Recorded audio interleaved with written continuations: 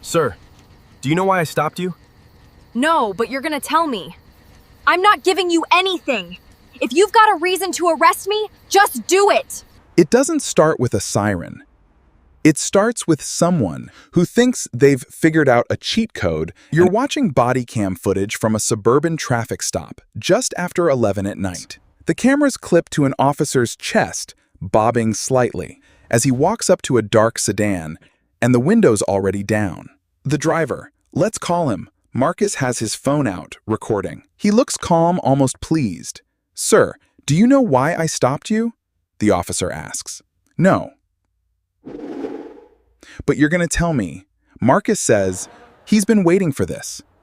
He's seen the videos, he's heard the advice online, and so when the officer asks for his license, Marcus folds his arms and says the words he's practiced in his head for weeks. "I'm not giving you anything. If you've got a reason to arrest me, just do it." By the end of this video, you'll understand why that decision. The decision to demand your own arrest is almost never the power move people think it is, because what happened to Marcus over the next 48 hours didn't expose a broken system. Buried him in one. Rewind about 20 minutes, Marcus rolled through a stop sign. It's the kind of minor traffic infraction that on its own ends with a warning or a small fine for most people. But Marcus had a plan. He believed that if an officer arrests you without a clear legal reason, you've automatically won. The charges will vanish. The officer will get fired, and you'll walk away with a settlement. The reality, the one that lives in actual courtrooms, not viral clips, is much more complicated. And it starts with a basic question most people never think to ask. Does getting arrested ever help the person being arrested? The short answer is no. The long answer is what? This video is about. Let's go back to the body cam. The officer standing at Marcus's window now has a problem. He's initiated a lawful traffic stop. That's important. The Supreme Court has made clear in cases like Warren v. United States and Brendlin v. California that a traffic violation, even a minor one, gives an officer probable cause to stop a car. The stop itself is legal.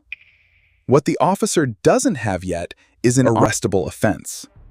He's asking for a license, registration, proof of insurance, the standard requests during a stop. Marcus refuses all three. Now, the officer shifts gears. He asks Marcus to step out of the car. Marcus stays seated. The officer repeats the request, this time more firmly. Marcus shakes his head and says, "Arrest me or let me go." The moment a minor traffic stop became something else entirely. The legal pivot point here is something called obstruction in the state where this happened, and we're treating this as an illustrative composite built from real patterns I've seen in my 20-plus years of practice. Refusing to provide a driver's license during a lawful traffic stop can itself be a criminal violation, even in states that don't have a standalone failure to identify statute. Most have laws that make it a misdemeanor to willfully obstruct or delay a peace officer in the performance of their duties. Marcus's demand, "Arrest me or let me go," essentially handed the officer the obstruction charge, and the officer took it, handcuffed, and placed in the back of a patrol vehicle. The body cam captures it all, the officer reading him his instructions. Marcus still smiling, still convinced this is all part of the plan. Here's the first mistake Lucius made, and it's the one I see over and over again. He confused unlawful arrest with undesirable arrest. Those are not the same thing. An arrest is unlawful when it's made without probable cause. But here, once, Marcus refused to comply with the basic requirements of a traffic stop. The officer had probable cause to believe, and Marcus was obstructing the investigation that gave the officer a legally sufficient basis to make an arrest. Whether a prosecutor later decides to pursue the charge is a different question. Whether the arrest feels unfair is. It's a different question, but legally, that arrest is not automatically a constitutional violation just because Marcus didn't like it. The U.S. Supreme Court has never held that you have a right to simply refuse to identify yourself during a traffic stop.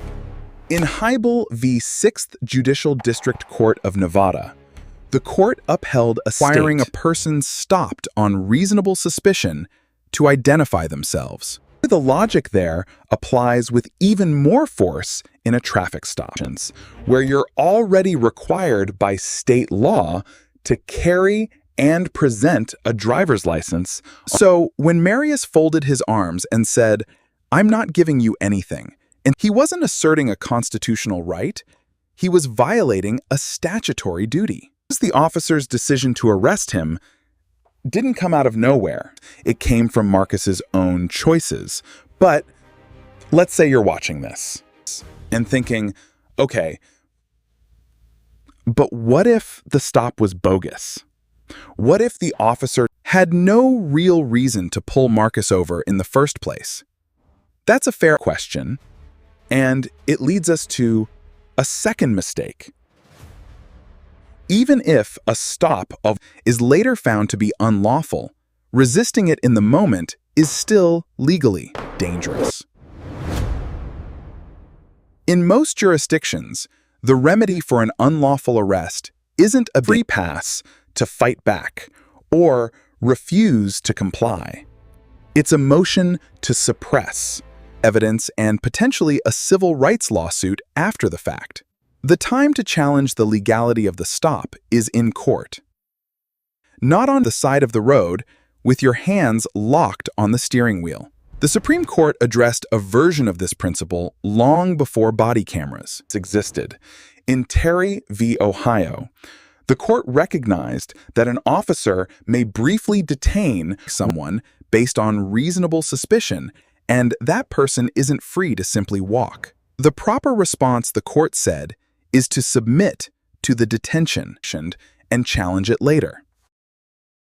The same reasoning underlies the rule in Berkemer v. McCarty, where the court held that roadside detentions are not custodial interrogations, and for Miranda purposes, at least not initially, precisely because they're supposed to be brief and limited once you escalate that brief detention into an hour by physically or verbally obstructing it.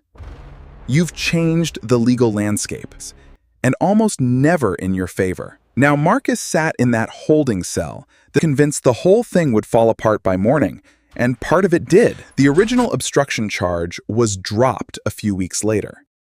But dropped doesn't mean erased. It doesn't undo the night he spent in jail. It doesn't untow his car or refund the impound fees, and it doesn't remove the arrest record that now follows him. An arrest record that shows up on background checks, regardless of how the case ended, for someone whose plan was to prove a point. Marcus ended up proving a different point entirely. The system can absorb your protest, process you, and leave you carrying the weight of it long after. The case is closed. So, does your own arrest ever help you? There is exactly one narrow set of circumstances where it might. And even then, it's not because you demanded it. It's because the officer made a mistake. You couldn't prevent it. If an officer arrests you without any arguable probable cause, and that arrest leads to a search or a statement that produces evidence. A good defense attorney will file a motion to suppress everything that flowed from the illegal arrest. That's the fruit of the poisonous tree doctrine, established in Wong Sun v. United States. But here's the part the online videos don't tell you. You don't need to help the officer make that arrest to preserve your rights. You don't need to be defiant. You don't need to invite the constraints. If the officer is going to violate your rights, they'll do it, whether you cooperate or not. And your cooperation will never, ever be used against you as a waiver of those rights. Silence and compliance don't forfeit your ability to sue later. What they do is keep you out of jail that night. Let me give you a practical example, because I know how frustrating it is to hear just comply without understanding what that looks like in real time. You're stopped. The officer asks for your license. Even if you believe the stop is unfair, you hand over the license.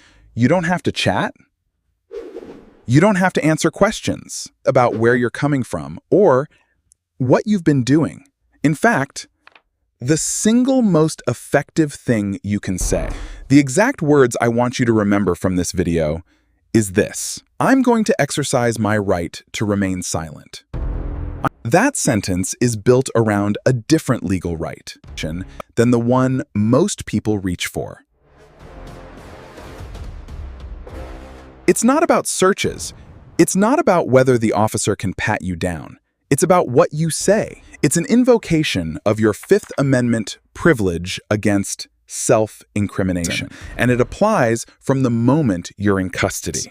And honestly, it's wise to assert it even before you're formally arrested. What that statement does is it puts a legal wall between you and the officer's questions and any further questioning. If the officer keeps asking questions after you've clearly and unambiguously invoked your right to remain silent, any answers you give may be inadmissible. That's the rule from Miranda v. Arizona, reinforced in Salinas v. Texas, where the Supreme Court reminded us that you have to actually say you're invoking the right. Silence alone isn't enough, so don't just stay quiet. Say the words, I'm going to exercise my right to remain silent. Then close your mouth. Notice what that phrase doesn't do. It doesn't dare the officer to arrest you. It doesn't refuse to hand over documents you're legally required to provide. It doesn't turn a traffic stop into an obstruction charge. What it does is protect you both in that moment and for whatever comes next. Now, I want to address a belief that floats around in comment sections and forum threads because I heard it from a client just last year. He said, if I get arrested, at least they have to read me my rights. And if they don't, the whole case gets thrown out. That's a myth, and it's a dangerous one. The Miranda warning is only required before a custodial interrogation. If an officer arrests you and doesn't ask you any questions, they don't have to read you anything. Even if they do question you without a warning, the remedy isn't that the case vanishes. It's that your un-Mirandized statements can't be used against you in the prosecution's case-in-chief. The arrest itself can still be perfectly valid. The charges can still proceed on other evidence. So betting your freedom on a missing Miranda warning is like betting your house on a lottery ticket. I've seen too many people lose that bet. Let's come back to Marcus for a moment because his story didn't end with the dropped obstruction charge. The body cam footage that he was so eager to create ended up being used against him in an unexpected way. Because Marcus spent the entire encounter demanding his own arrest, the footage didn't make the officer look abusive. The city's lawyers played that same body cam video for the judge during a summary judgment hearing. The judge ruled that the officer had arguable, probable cause for the obstruction, arrest, and the qualified immunity protected him from liability. Marcus's plan to trap the system had trapped him instead. That's the part of the conversation that rarely makes it into the highlight reels. And qualified immunity is a doctrine that shields government officials from civil liability, unless they violated a clearly established constitutional right. The Supreme Court has repeatedly affirmed it, and while there's a lot of debate about whether it should exist, the reality inside a courtroom right now is that it does. Creating a confrontation on the roadside doesn't pierce qualified immunity. It often just gives the officer a new, independent reason to justify their actions. And once that reason exists, your path to a lawsuit becomes much steeper. I'm not telling you any of this because I want you to roll over. I'm telling you because I've spent decades standing beside people who got arrested, and I know what actually helps them when their case lands on my desk. What helps is a clean record of compliance paired with a clear assertion of rights. I remain silent. Silence. Counsel. Refusal of consent where it actually applies. What helps is a dash cam or body cam recording that shows you were calm. You provided what you were legally required to provide, and you didn't give the officer anything extra to use against you. The goal isn't to win the argument on the street. The goal is to give your lawyer something to work with later, and to make sure there even is a later instead of a night in a holding cell and an impound lot bill you can't afford. So if you take nothing else from this video, take this. Your arrest is not a trump card. It's not a shortcut to a payday. It's not proof that the system is corrupt. It's a legal event with real, lasting consequences, and the smartest thing you can do, and if it does happen if you're sitting in handcuffs despite your best efforts, the most powerful thing you can say isn't, "I told you to arrest me." I'm going to exercise my right to remain silent. But what if the officer doesn't arrest you? What if they just keep you standing on the curb, refusing to tell you whether you're free to leave? That's a detention without an arrest, and it comes with its own set of rules most people don't understand. We'll break down exactly how long they can hold you before it becomes illegal and a truck's to actor comrade. And the one question you need to ask in a video that might change how you see every traffic stop.